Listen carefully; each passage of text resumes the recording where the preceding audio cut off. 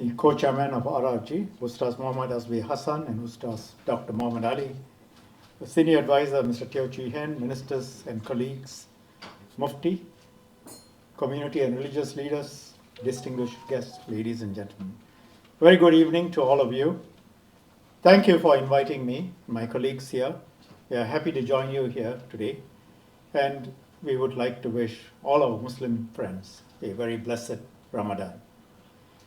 We meet today at a time of great stress around the world and parts of this region, both political stress as well as economic stress. And that is causing tremendous tensions in many societies, violence in many places, wars between countries. And in the middle of all of this, we remain a small oasis of peace. That's because we focus on a number of fundamentals. A lot of it has got to do with governance, handling the economy, making sure there are jobs. But one key fundamental is also racial and religious harmony. It's very important to us. It maintains the peace within Singapore. It's not the only thing that maintains the peace, but it's a key aspect of maintaining the peace, because we get that wrong, a lot of things can go wrong. So whatever happens externally in the world, we try not to bring those problems in here. Where it is possible and appropriate to help, we give help, humanitarian help for people elsewhere. At the same time, our framework, our laws do not allow our people to get involved in violence overseas. They are not allowed to go and fight overseas in foreign causes, whether for countries or for organizations like ISIS, whether they fight in Ukraine or Russia or Gaza, for any side that will be contrary to our laws, and action will be taken. I say that because every now and then there are some suggestions of a Singaporean fighting in this cause or that cause. With fake news, you never know what is true and what is not true. But when it's a Singaporean and identified, and we know action will be taken, and they are in Singapore, ISD will detain them. And we have done so before. Many organizations play an important role in maintaining social harmony, including racial and religious harmony. The RRG, we have made this point several times, is an extremely important organization in this context. It helps us to maintain a harmonious society. The messages of interfaith harmony, mutual respect, are at the core of our efforts to rehabilitate individuals who have been radicalized by extremist ideologies. The RRG's long-standing approach of winning hearts and minds has been extremely important in rehabilitation and in addressing the underlying conditions that make individuals vulnerable to extremist thinking in the first place. The RRG provides credible and accessible counter-narratives through many initiatives, for example, the Majula Gallery and the digital outreach, which is necessary for the current environment. These narratives affirm the coexistence, mutual respect, especially for younger audiences navigating a very polarized online space. The RRG's work is also strengthened by a wider ecosystem of community and interfaith support. These quiet and sustained contributions reinforce interfaith harmony at the ground level. They create the conditions under which rehabilitation, prevention, and reintegration can meaningfully succeed.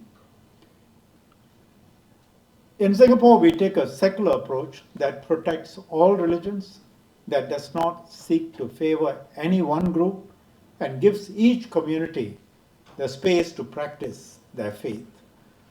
Arguments that are made in public space, debates that are held in public space, are and should be based on public policy reasons. Because if we bring religion into those arguments, then others will also bring their religion into those arguments. And then it becomes a question of whose God is bigger. And we will never find a solution to that. So we will all be informed by our faith, for those of us who believe in religion. But when we try and encourage that debates in the public square should be based on arguments that are neutral to everyone, even though in the background we may be influenced by our own views. What matters is that we engage one another with mutual respect and ensure that public decisions serve all Singaporeans, regardless of faith. Our religious and community leaders play a critical role by helping to set the tone for harmony in Singapore. People listen when you, as leaders, reach out across faiths. You speak up for unity and compassion, and you serve those in need, regardless of their background, or race, or religion. Your example as religious leaders speaks powerfully. This is why platforms such as the Interreligious Organization and initiatives like the Harmony Circles are extremely valuable. They bring leaders and communities together regularly. They build understandings and friendships across faiths. And when challenges arise, these relationships allow communities to respond calmly, constructively, support one another instead of letting misunderstandings divide us. Your leadership is extremely important, particularly valuable in today's digital age. Many young people get their news from the online space. They are searching for identity, they are searching for community, they are searching for belonging. Some of you might have read about the case of the 14-year-old boy in the news last month. He was self-radicalized online. He wanted to travel overseas when he was older to fight and die as a martyr.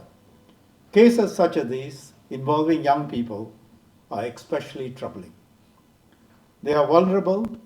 They need trusted adults and mentors to guide them. This is what, in the large context, our religious and community leaders have done successfully, which is why Singapore is very different from many other places. You don't have those debates, the toxic debates that are taking place across many societies, developed and developing. You don't have those here. In closing, I would like to thank all of you, the RRG and the ACG leaders and members, Khatija Mosque Management Board and volunteers, our friends from across the various faith communities, for your dedication and care in serving our society. Your quiet but important contributions help to keep Singapore safe, cohesive, and harmonious.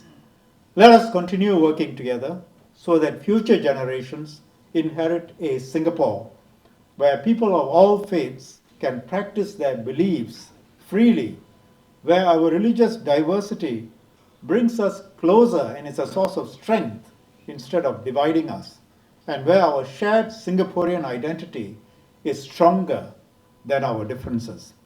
Thank you.